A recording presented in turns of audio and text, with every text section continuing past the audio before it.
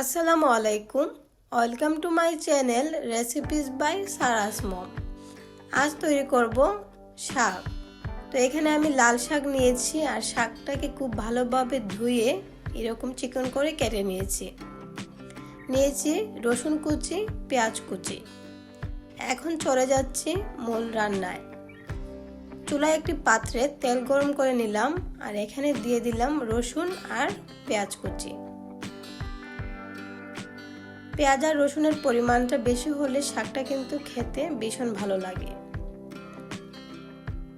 এখানে দিয়ে দেব স্বাদ মতো লবণ। লবণটা অবশ্যই বুঝে দিতে হবে, কারণ শাকটা প্রথম অবস্থায় বেশি দেখা গেলেও পরে কিন্তু একদম কমে যাবে। আর পেঁয়াজ আর রসুনটাকে হালকা লালচে করে ভেজে নিলাম। এখন দিয়ে দেব কেটে রাখা শাকগুলো।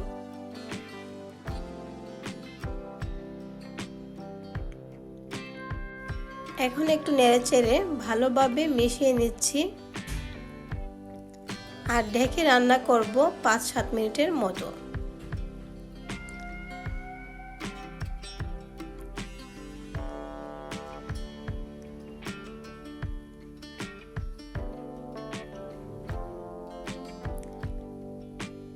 আপনারা তো কম বেশি সবাই শাক রান্না করে থাকেন, তবে এইভাবে রান্না করে দেখবেন, খেতে কিন্তু ভীষণ ভালো লাগে।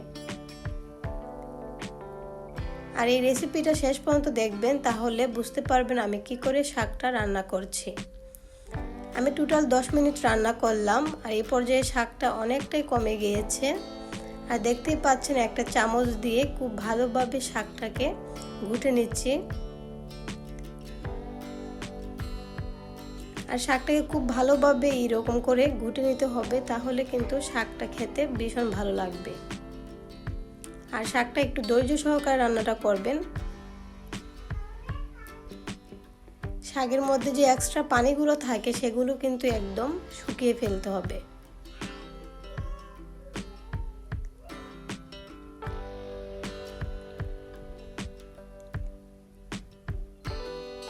দেখতেই পাচ্ছেন যে আমি কত সময় নিয়ে এই শাকটাকে খুব ভালোভাবে নেড়েচেড়ে মিশিয়ে নিচ্ছি।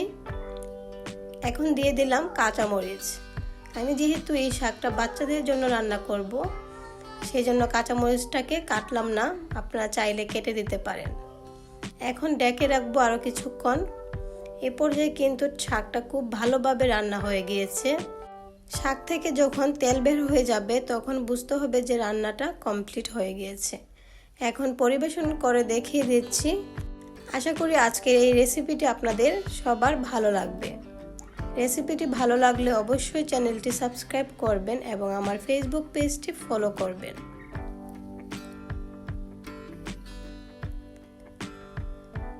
আপনারা একবার হলেও বাসায় ট্রাই করবেন।